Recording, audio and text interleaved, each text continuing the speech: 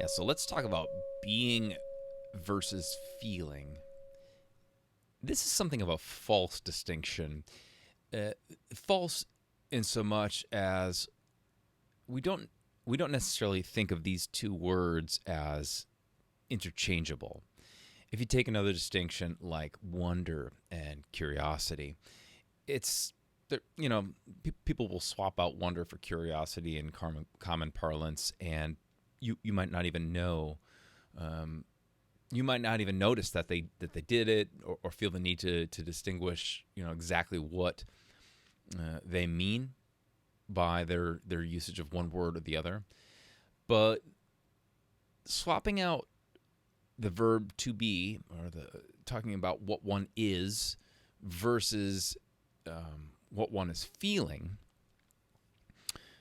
can be a little bit confusing as a concept. So let me try to just get a little bit more specific here.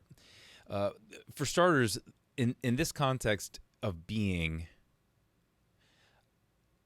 we're talking about the amness of being, that which I am. We're not talking about states of being. So, but what I mean by that is, if I make the claim that I am a human being, that's the sort of being that we're talking about.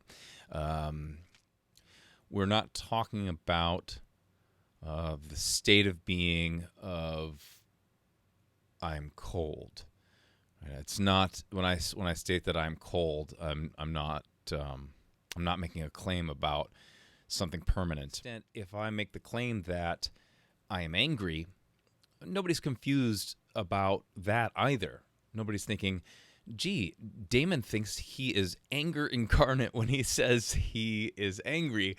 And I would argue sometimes when I feel angry, it might seem like I'm anger incarnate.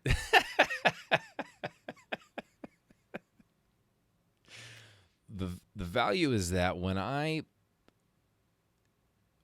claim my feelings as I feel angry versus I am angry, is the immediate opportunity to be aware of the fact that my feeling of anger is not me, is not self. I I'm not angry. We all understand that, but that moment where I stop and I correct myself to say I am feeling angry puts a little distance between what I actually am, which is Damon, the human, and the feelings being experienced by me. We have no control over our feelings. Let me say that again. We have no control over our feelings. Feelings arise and pass from an unknowable place, and we have zero control over forcing them to arrive and zero control over forcing them to go away.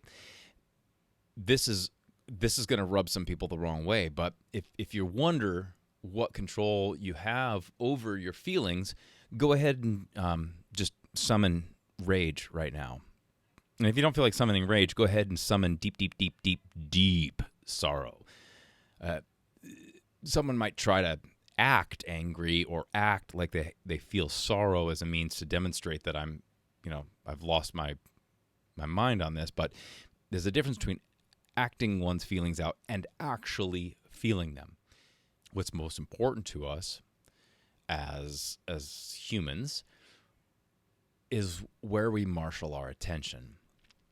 Because when I'm feeling angry, it's important for me to understand that I'm feeling angry, and that as soon as I'm aware that I'm feeling angry, I can do one of two things. I can focus my attention on the anger. That can be effective.